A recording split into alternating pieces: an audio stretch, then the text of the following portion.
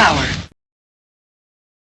Donc, bonjour Emmanuel Joshua, tu es syndicaliste CGT et enseignante en lycée professionnel au lycée de l'Estac.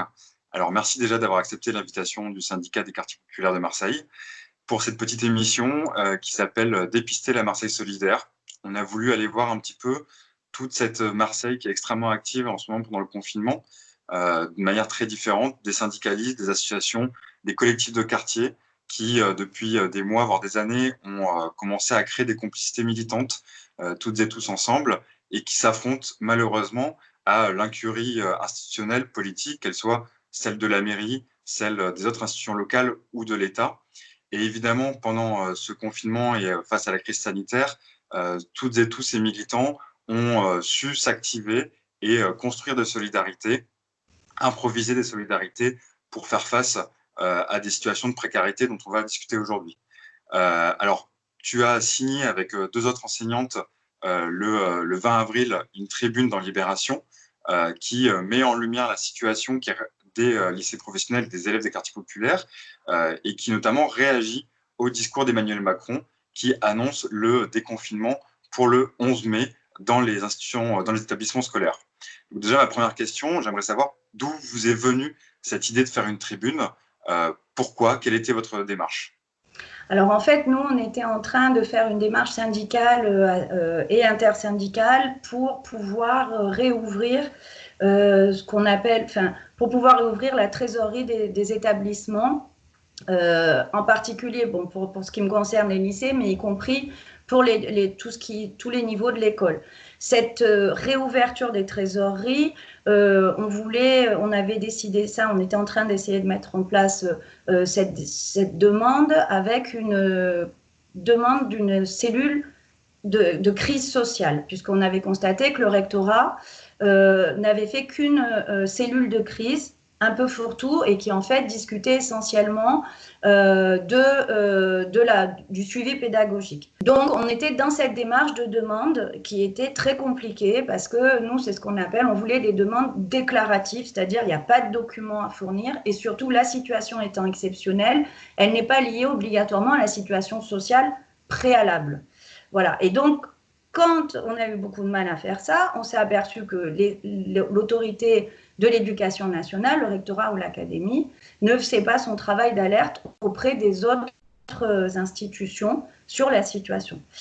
Et le soir où Macron et puis le lendemain, mon ministre, là, M. Blanquer, décident de réouvrir les écoles, ils le font au nom des plus fragiles. Alors que nous, on sait que depuis le début, rien n'est fait pour les plus fragiles. Et alors ça, c'est un petit peu ce qui vous a choqué, on va dire, quoi. C'est ce paradoxe de dire que c'est pour les plus fragiles que cette mesure est mise en place.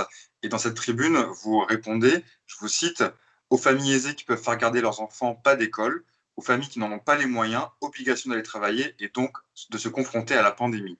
Donc, est-ce que tu peux revenir sur ça? J'ai l'impression que le coup de gueule que vous avez voulu passer, il est lié aux inégalités scolaires et sociales et ce déconfinement pourrait les aggraver? Voilà, alors par exemple, ce qu'on voit, c'est qu'en fermant les écoles, ça a permis aux travailleurs et aux travailleuses par exemple, de pouvoir demander à être au chômage technique ou en arrêt pour garde d'enfants.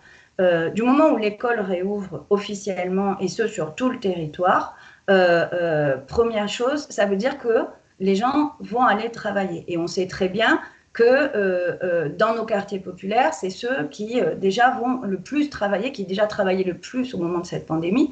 Et effectivement, ça veut dire que eux, ça les affaiblit dans le fait qu'ils doivent garder leurs enfants. On sait, deuxième chose, que c'est dans les quartiers populaires où il y a le plus de maladies chroniques.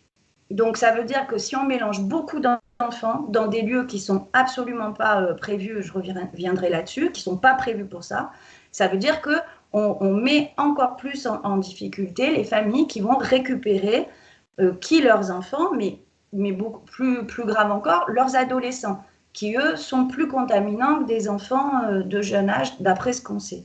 Bon, ça c'est la deuxième chose. Et ensuite, c'est le confinement. Le confinement, en fait, on s'est aperçu, nous par exemple dans le 16e, que toutes les générations vivent dans une même maison. Bon, et que toutes les générations vivent dans une même maison. Nous, on a eu beaucoup de remontées sur, mais moi, ma grand-mère, elle vit avec moi, donc je ne viendrai pas à l'école parce que je peux pas, parce que j'aime ma grand-mère. Parce que bon, les jeunes, ils disent des choses simples, j'aime ma grand-mère, donc je veux pas que ma grand-mère tombe malade. Et ce genre de protection, on s'aperçoit qu'en fait, c'est un espèce de faux alibi. C'est-à-dire d'un coup, on s'est passionné pour les quartiers populaires, mais en fait, on s'aperçoit qu'en faisant la date du 11 mai, ça veut dire que l'aide qui a été proposée, qui est déjà limitée, qui a été proposée par Édouard Philippe, elle n'est donc justement pas déclarative et surtout, elle est pour le 15 mai.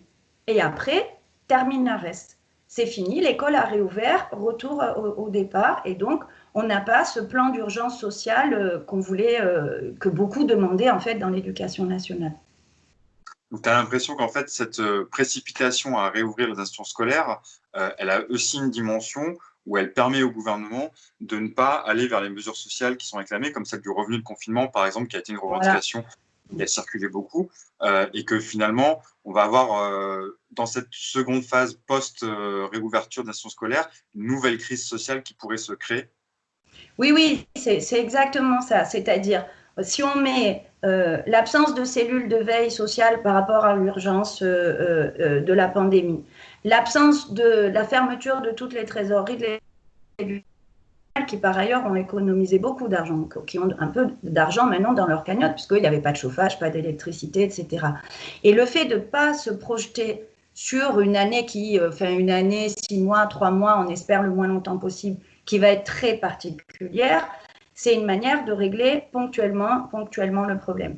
Et ensuite, nous, on l'a vu en fait en 2 temps. L'affaire des écoles pour les petits, et on sait que nous qui sommes intéressants à l'école, on sait que là où les épidémies ont été le mieux gérées, on n'a toujours pas repris l'école. Bon, mais ça, c'est une question qu'il faut qu'on se pose en général sur comment on reprend l'école dans cette nouvelle situation.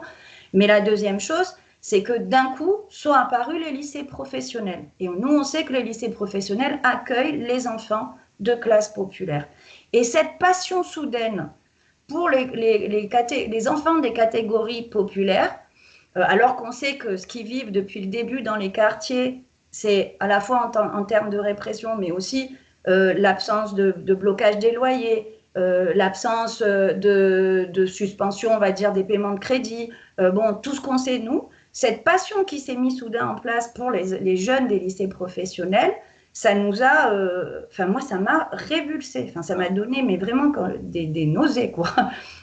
Et alors, tu disais comment est-ce qu'on va réouvrir l'école, s'interroger là-dessus. On va faire un petit peu d'école fiction. Le 11 mai, vous avez l'injonction, en tout cas, de l'Éducation nationale de réaccueillir les élèves. Comment ça se passe concrètement? Quelle est votre réaction? Quelles sont les discussions que vous avez aussi en tant que syndicaliste sur comment organiser ou ne pas organiser tout ça? Où est-ce qu'on va mettre les enfants? On sait que nous, par exemple, on sait qu'il faut qu'ils soient le moins possible les uns sur les autres. Et en fait, quand on a les agents de la ville, eux, ils disent non, au contraire, pour nettoyer des lieux, il faut qu'ils soient très déterminés, il faut qu'on sache exactement où les enfants sont passés, ce qu'ils ont touché, etc.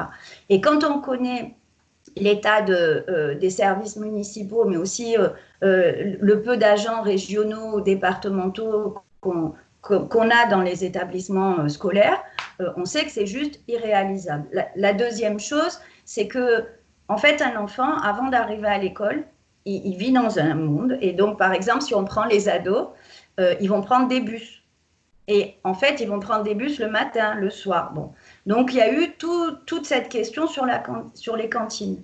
Mais en fait, quand on écoute les agents, en l'état, il n'y a pas de possibilité d'ouvrir les cantines en promettant des consignes d'hygiène satisfaisantes. Et c'est parce qu'une partie des gens, on va dire de ceux qui sont partis à l'île de Ré pour leur petit confinement, savent très bien que ces choses-là ne peuvent pas être réunies, que ces gens-là ne mettront pas leur enfant, s'ils le peuvent, à l'école, au moins jusqu'aux vacances. Et donc, les catégories populaires, elles travaillent, elles sont obligées de travailler, elles n'ont pas besoin de travailler comme on l'entend partout, mais elles sont obligées. Et donc, à partir de là, ça leur pose un vrai problème, parce que s'il n'y a pas la cantine, il n'y a pas de continuité. Donc, ce qu'on envisage, nous, c'est effectivement peut-être d'élargir l'accueil de ceux et celles qui travaillent, des enfants de ceux et celles qui travaillent, mais dans des formes complètement différentes. Ce serait pas de la pédagogie, du coup. Ce C'est serait pas de juste la un accueil pédagogie. pour, Mais d'ailleurs, le suivi, la continuité pédagogique, c'était déjà un mot qu'il n'y avait rien qui allait, quoi. C'était ni continu et c'était surtout pas de la pédagogie. Dernière chose qui fait que ça ne peut pas fonctionner, tout ça est donné sous une condition de veille sanitaire. Or, il n'y a plus de médecins scolaires. Enfin, c'est un service qui a totalement disparu de toutes les académies. Les médecins scolaires, on les voit à 6 ans, on les voit à 11 ans, voilà, et on les voit si on est très gravement malade. Et le reste du temps, on ne voit pas de médecins scolaires, pas parce qu'ils sont, mais parce qu'ils ont des centaines de milliers d'enfants sous leur responsabilité. Donc, c'est pas vrai que les gens vont regarder, euh, vont suivre sanitairement ce qui se passe dans les écoles. Alors, tout à l'heure, tu as cité les bus. C'est une des citations dans votre tribune qui est assez importante. Vous citez les élèves et les réactions qu'ils ont eues après cette annonce de Macron. Je trouve ça assez important parce que justement, à contrario du discours sur les jeunes des quartiers populaires qui seraient extrêmement passifs et qui feraient rester à regarder Netflix chez eux, en fait, ils suivent extrêmement bien l'actualité et Oui, ils ont oui. des réactions extrêmement pertinentes. L'un des élèves que vous citez dit s'il n'y a pas de matériel pour se protéger, je viens pas, madame. On a vu aussi ces derniers jours des faits émeutiers, des protestations émeutières dans beaucoup de quartiers populaires en France. Il y a une vingtaine de villes qui ont été touchées. Il y a cette colère qui est un petit peu palpable chez les jeunesses populaires aujourd'hui. Ça, c'est un truc que tu retrouves aussi dans les discussions et Non, c'est mais une réaction que tu retrouves. bien sûr, nos jeunes, ils sont pas bêtes. Ils savent que s'il y a des priorités, ils font jamais partie des priorités. Donc, ils savent très bien que ils seront pas prioritaires dans cette crise sanitaire. C'est quelque chose qui les sur. Et donc, ils savent très bien que quand on leur dit il y aura tout ce qu'il faut, c'est un mensonge. C'est tout le temps pareil. C'est-à-dire, quand on leur dit oui, bon, il y aura des transports, non, c'est pas vrai. Voilà, il y en a pas eu avant, il y en a jamais eu. Il y a rien qui se met en place, et donc c'est pas vrai que va y avoir plus de transport. Et donc, toute leur vision, elle est très lucide là-dessus. C'est je voudrais revenir à l'école, parce que ça, pour le coup, ils le disent, hein, contrairement à ce qu'on entend. Mais je sais que prendre le bus, c'est un danger pour moi et pour tous les miens. Bon, et donc, à partir de là, je sais que rien ne sera mis en place. Hein, le savon, l'espacement. On a des cours de récréation dans nos écoles en ville, mais bon, comment on peut mettre 20, 25, 50, 100 enfants avec 1,50 m de distance? C'est juste, c'est inenvisageable en fait. Et donc, ils le savent très bien. Ils savent très bien que c'est un monde où ils sont jamais prioritaires et qu'ils voient bien que d'un coup, ils ne voient pas pourquoi ils seraient devenus les prioritaires. Ça, ils l'ont intégré. Ils ont intégré que s'il y a des masques à distribuer, ce seront sûrement pas eux les premiers sur la liste. Or, le problème, c'est effectivement cette injonction contradictoire. Nous faisons ça pour vous, donc bien heureux. Donc, ce sera bien de faire un effort et de venir. Et, euh, et ça, c'est difficile à expliquer vu de l'extérieur. En quoi l'idée qu'on dise ah, mais on le fait pour les plus faibles d'entre nous, en fait, de l'intérieur, on sait que c'est pas vrai. Parce qu'il y avait des dizaines de choses à faire avant. Par exemple, nous, ça fait maintenant 15 jours qu'on demande que les écoles, qui sont le maillon le plus précis, le plus proche des citoyens, soient ouvertes pour les distributions, etc.